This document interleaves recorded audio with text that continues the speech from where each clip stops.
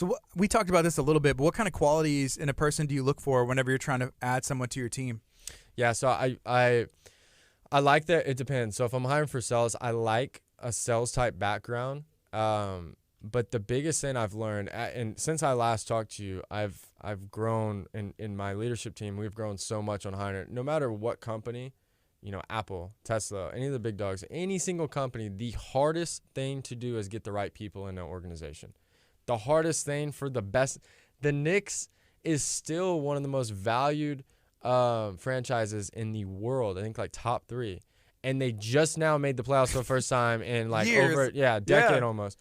And they have all the resources, all the money in the world, and they live in they're in the greatest arena and area in the world. It doesn't matter. The hardest thing to do is get the right people in. So what I learned is all of the fluff. Oh, I went to school here. Oh, I did this. That's nice and that's good, and it can kind of tell me a little bit about who you are. I know. It can give me a little background of it. But what I've noticed is I want the most humble person ever, right? Crazy humble, meaning for example, our best 2 sales reps that we've had, all right? One of them was working for Pepsi in north of Dallas, right? And he was making like 40, 50 grand a year. And he was actually a personal recruit from one of our managers. It's like, hey, I'm doing really good in solar, blah, blah, blah, blah. This guy, Tyler, came in and was like, if I get this opportunity, I believe in the company, I believe in this, I will break my lease, I will quit my job, and I will move from Wichita to Dallas today and start sending the script. Like, I am ready. He's like, whatever you guys tell me, whatever constructive criticism you guys have for me, perfect. I'm ready. Let's go. The other best sales rep, okay, was someone that actually saw the Business Insider stuff and saw a lot of stuff we're doing in solar, sent me a literal 10-minute long video, personal video on Facebook about why he loves what we're doing in solar and why we should give him an opportunity to work there.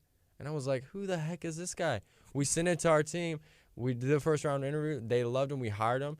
In 2 weeks, this guy did like over, I think like $250,000 to $300,000 in sales for the company in 2.5 weeks. And not to mention, he was already making good money. He was like an assistant manager at a furniture place. He was making like 80, 90 grand. The second he put his 2 weeks in, they offered him to run his entire store, bump his salary, bump everything, and make even more money. He goes, nope, I'm good. Still went. That's someone that I would go broke and sleep in a box to make sure that guy makes it. Yeah. Because like, you see what I'm saying? Like they burn the boats. You know what I mean? If you're trying to take the island, you got to burn the boats. But if you're like, if it doesn't work out, hey, it's no big deal. We still got a boat out there we can escape. Those 2 guys were like, never sold solar before, but I'm about to. Let's go. Like, I don't care if I go broke. I don't care what happens. Like, let's go. Let's make it happen. And that's what is the most crazy thing that I've seen is those guys, if I'm like, hey, Connor, we need to work on this and this and this and this.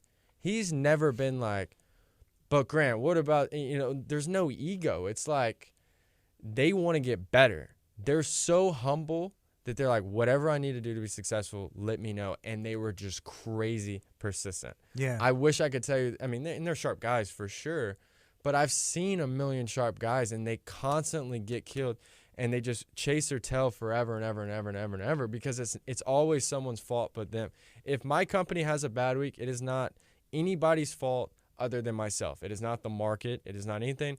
I didn't put my people in the right position and prepare them because I'm the leader. It's my fault. It's always my fault.